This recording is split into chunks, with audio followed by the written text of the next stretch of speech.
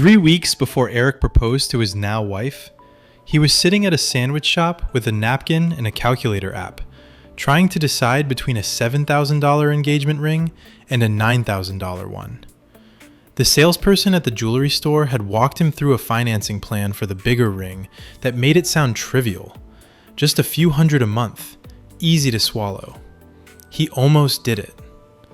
The $2,000 difference between those two rings is going to determine, 20 years from now, whether Eric retires 4 years early or 4 months early. He didn't know that at the time. Most people who walk into that exact same store don't know either. That moment Eric had at the sandwich shop is one of about 5 moments in your adult life where the number $7,000 shows up and forces you to make a decision you weren't fully prepared to make. Each one feels like a one-off in the moment. Just a single situation. Just this one purchase.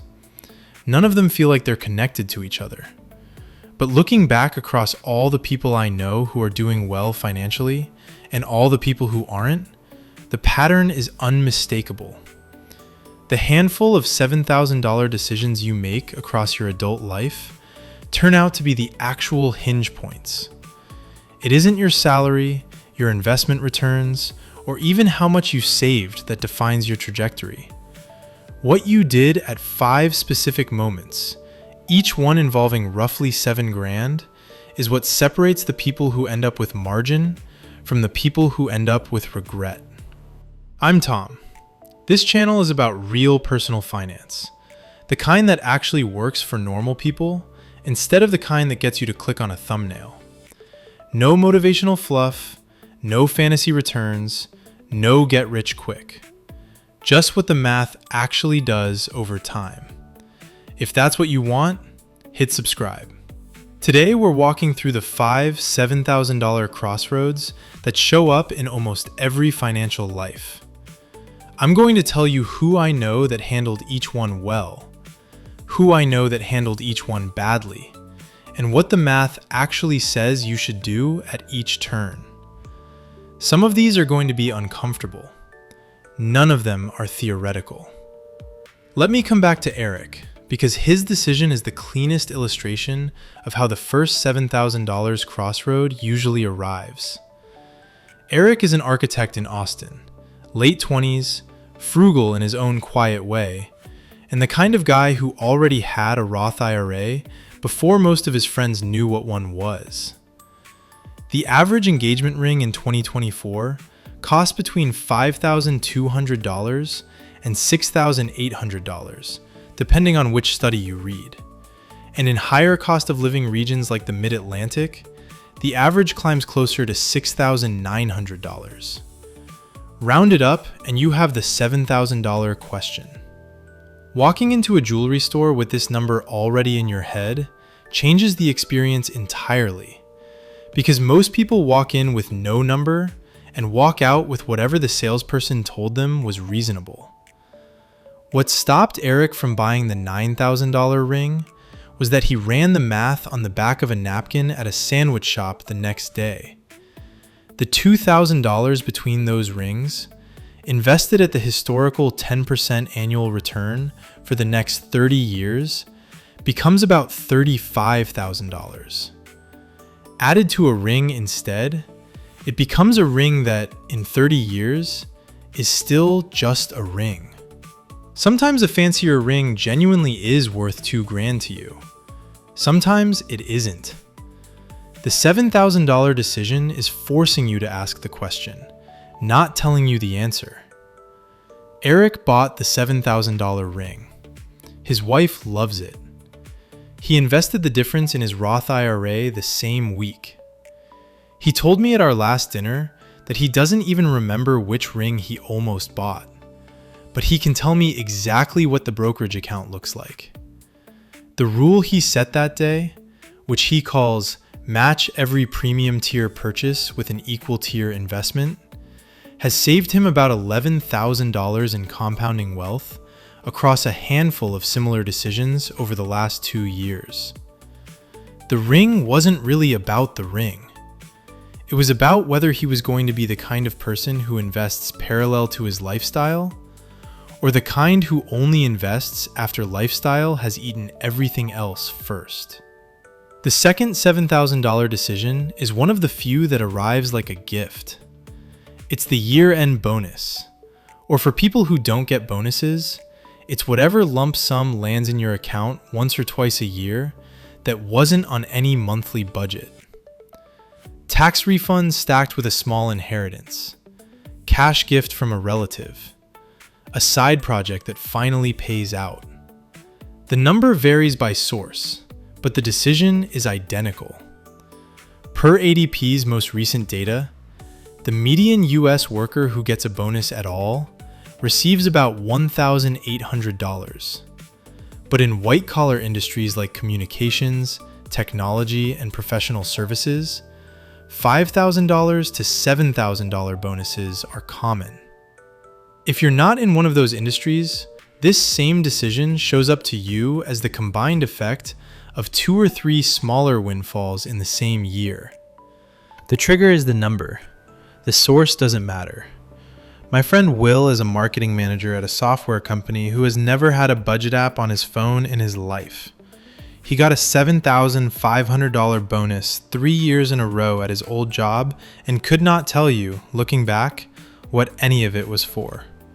There's no upgrade he can point to, no trip he remembers, no debt he paid off.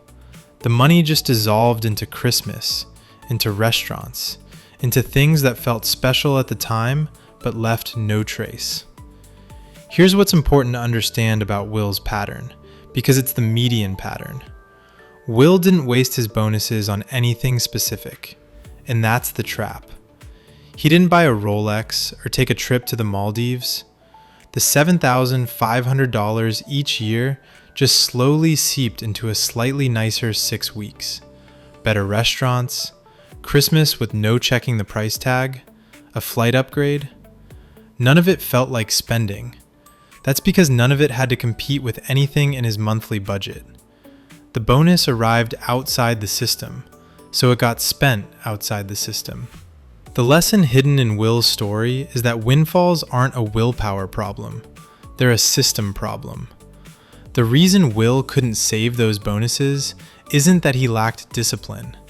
It's that his entire financial system was built around regulating his monthly paycheck, and the bonus arrived through a door his system didn't have a lock on. The $7,500 that disappears at the end of every year, multiplied across 10 years of a career, is roughly $100,000 of compounded wealth that quietly never existed. The decision isn't whether the bonus is yours to spend. It's whether you decided in advance, before you knew the amount, what percentage of any unscheduled money automatically gets routed to investments before you can see it. Even a 50-50 rule would have made Will's last decade look completely different. The third $7,000 decision is the one that arrives covered in transmission fluid. It's the moment you take your 8-year-old car to a mechanic for a noise and walk out with a quote that says you're looking at $7,000 to fix it properly. New transmission, new engine work, suspension overhaul, take your pick. This is the moment most people make their worst car decision of the decade, because the quote feels enormous compared to a monthly car payment, and the dealer down the street has a 2024 model with a big sign that says $399 a month. Run the math with me, because the math is brutal, and most people never run it. A $7,000 repair on your existing car, if it gets you another 4 years of reliable driving, costs you $1,750 a year in vehicle expense. That's it. The car is paid off. There are no payments. You just spent $7,000 once and bought yourself 4 years of $1,750 transportation. The affordable $399 monthly lease on a new car, by contrast, is $4,788 a year for as long as you have it. And at the end of 3 years, you own nothing, and the cycle starts over. Buying that 2024 model used at $25,000 with a 5-year loan at 6.5%, costs you about $489 a month, which is $5,868 a year, plus higher insurance because newer cars cost more to insure, plus the depreciation of about $4,000 to $5,000 in the first year alone. The repair, almost every time, is the cheaper option by a wide margin. The catch is that the repair feels expensive because you're cutting one big check, while the car payment feels affordable because it's a small recurring number. Most people pay double or triple to escape a one-time $7,000 quote, and they'll do it again in 5 years when the new car eventually develops its own problems. Rob is my neighbor who's been driving the same Camry since 2014. When his Camry hit 180,000 miles, he got exactly this $7,000 quote on a transmission rebuild and some related work. He fixed it. He's still driving the same car now at 240,000 miles.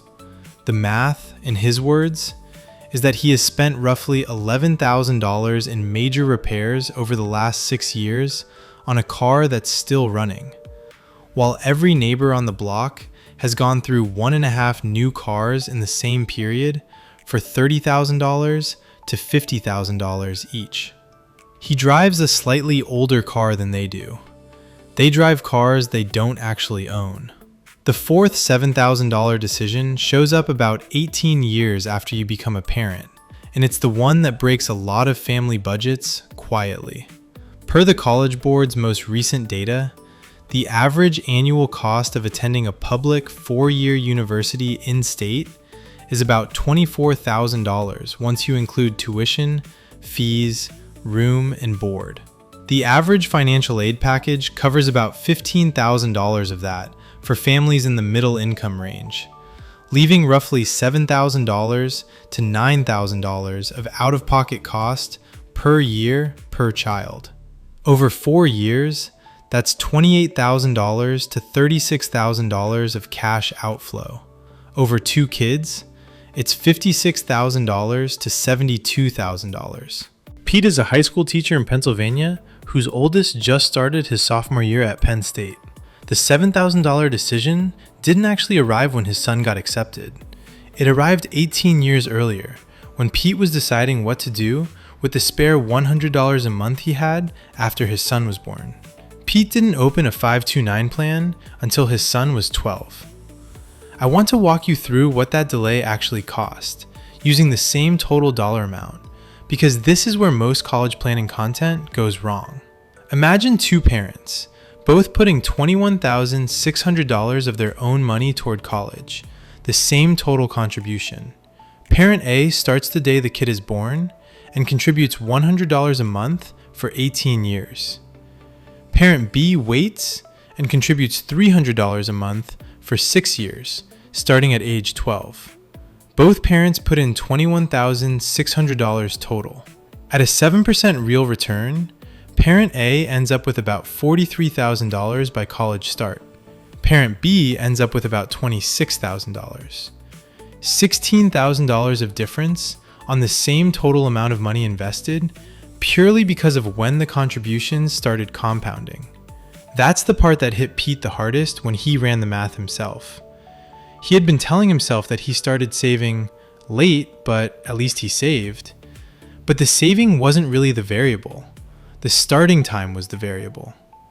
He's covering his son's tuition gap from current income now, which means his retirement contributions are taking the hit. Every $7,000 he's writing for tuition is $7,000 he isn't investing for himself. And at his age, every dollar invested would have been worth about $3 to $4 by retirement. He'll get there. He's just going to work 3 or 4 years longer than he would have if his son had been a 529 plan from day one. The fifth and final $7,000 decision is the one most people don't see coming until it lands on them. It's the layoff. About 40% of the US workforce gets any severance at all, so this decision shows up in different forms depending on which half of that line you're on. If you're in the half that gets severance, the average for a long tenured employee works out to about 1 to 2 weeks of pay per year of service. For a 5-year employee earning $80,000 a year, that's roughly $7,000 net after taxes. If you're in the half that doesn't get severance, the same $7,000 decision arrives the day you watch your bank balance hit that number and have to decide whether it's runway or relief. Same decision, different vehicle. Steve is a senior project manager who got laid off in early 2024 after 7 years at his company. His severance came out to about $11,000 gross, $7,200 net. He had 2 paths in front of him. Path 1 was treat the money as a windfall, take the vacation he'd been wanting because he had time off now, and worry about the job search next month. Path 2 was treat the money as exactly what it was, which is a fixed runway of survival capital, and immediately compress his expenses to extend that runway from 3 months to 6. Steve, to his credit, took path 2. He cut his subscriptions, paused his investing temporarily so he could keep his emergency fund liquid, told his family they were skipping the summer trip, and started networking in week 1 instead of week 6. He found a job in 11 weeks at a salary higher than his old one.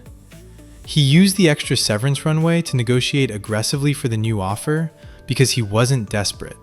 The same $7,200 in someone else's hands, treated as found money, would have been a 5-month gap that turned into a 5-month panic, with the wrong job accepted in month 4 because the money ran out.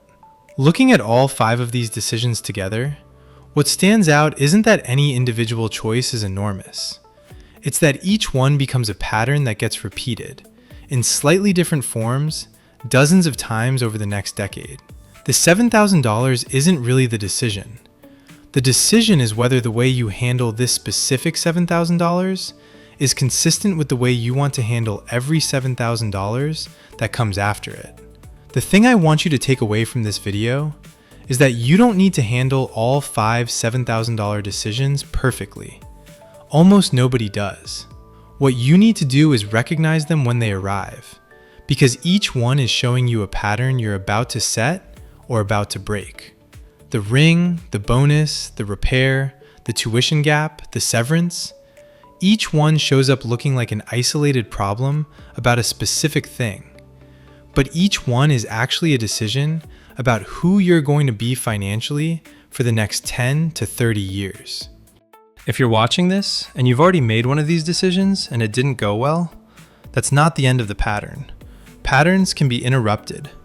The next $7,000 decision is on its way, and you'll know it when it arrives because it'll feel like a one-off that's somehow more important than the dollar amount suggests. That feeling is the signal. Pay attention to it. The right answer almost always involves doing the math out loud, asking what the same money does compounding for 30 years, and refusing to let the urgency of the moment make a decision your future self will be paying for.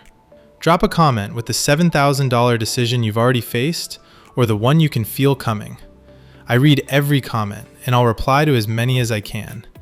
And if you want me to walk through the exact one-line rules I'd build into your autopilot before any of these 5 decisions arrive, the kind of decision you make once and never have to make again, hit subscribe because that's the next video.